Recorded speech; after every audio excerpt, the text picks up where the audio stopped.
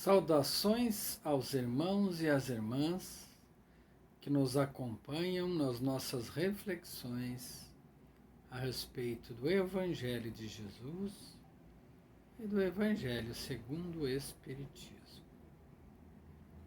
Vivemos num universo infinito para a concepção das nossas mentes e do nosso raciocínio. Incontáveis mundos neste universo. E também em um universo que até a própria ciência já acredita que existam muitas dimensões, além daquelas dimensões percebidas pelos nossos sentidos humanos. Dimensões materiais, dimensões espirituais e outras dimensões que ainda não compreendemos. E o tema de hoje, então, é do capítulo 3 do Evangelho segundo o Espiritismo, sob o título Há muitas moradas na casa de meu Pai. Diferentes estados da alma na erraticidade. E o que vem a ser erraticidade? Para o Espiritismo, erraticidade é o espaço ou local onde vivem, as almas entre duas existências na carne, ou entre duas encarnações, denominadas de almas errantes. Não de erro, mas tipo andante. Almas errantes. Vamos ao texto do Evangelho de Jesus e depois os comentários da doutrina espírita. Não se turbe o vosso coração. Credes em Deus, credes também em mim. Há muitas moradas na casa de meu Pai, e, assim, se assim não fosse, eu vô-lo teria dito, pois me vou para vos preparar o lugar. Depois que me tenha ido e que vos houver preparado o lugar, voltarei e vos retirarei para mim, a fim de que onde eu estiver, também vós aí estareis. Jesus, Evangelho de João, 14:1-3. A casa do Pai, por certo, meus irmãos, é o universo. E as diferentes moradas dos mundos habitáveis que circundam esse espaço infinito. E, por certo, devido à sua infinidade de mundos, também devem oferecer quase que uma infinidade de possibilidades da vida e de moradas para o desenvolvimento dos seres vivos e do espírito. Independente da diversidade desses mundos, essas palavras de Jesus também podem referir-se ao estado venturoso ou desgraçado do espírito na erraticidade. Então, além dos mundos físicos que são visíveis neste universo material, também Jesus poderia estar nos referindo às diferentes dimensões do mundo espiritual, onde habitam os espíritos, a depender do seu estágio evolutivo. Conforme se acha este mais ou menos depurado e desprendido dos laços materiais. Viverão ao infinito o meio em que eles se encontram. o aspecto das coisas, as sensações que experimento e as percepções que tenho de perceber, de acordo com o seu estágio de materialização ou de eterialização.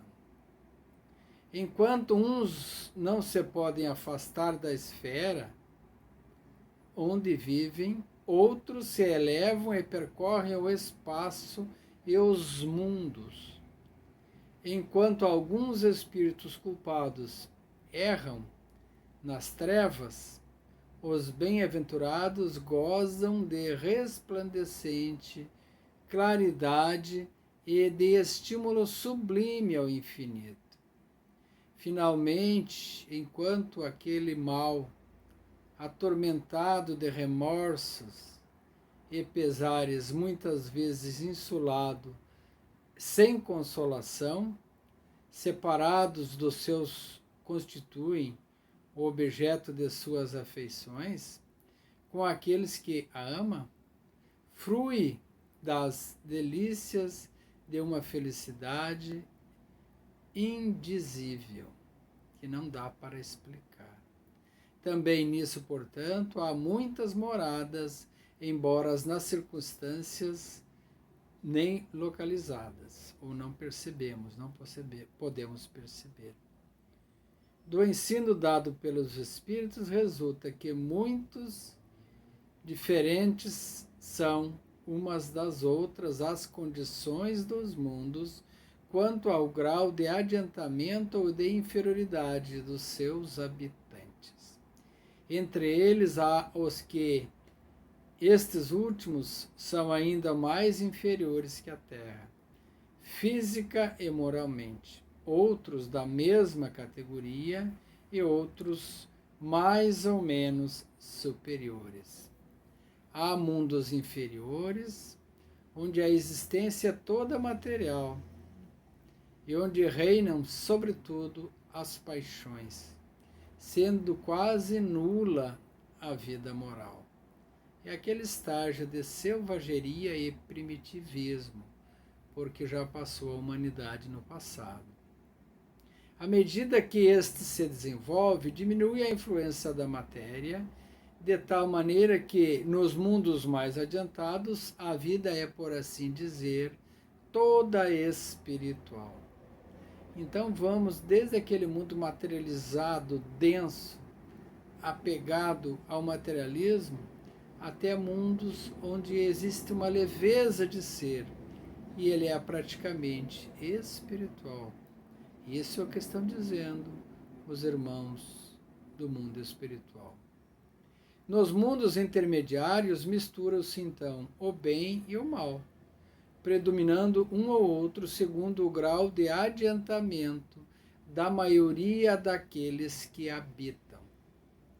Embora não se possa dizer ou fazer dos diversos mundos uma classificação absoluta, pode-se, contudo, em virtude de tudo que se acham e da destinação que trazem, dizê-los de algum modo como mundos primitivos, destinados às primeiras encarnações da alma, dos mundos de expiações e provas, onde ainda o mal domina, o mal do egoísmo, da avareza, da vaidade, das viciações morais dos seus habitantes. Mundos de regeneração, nos quais ainda tem de expiar alguma coisa, mas onde o bem já supera o mal. O aspecto moral da população já é mais elevada.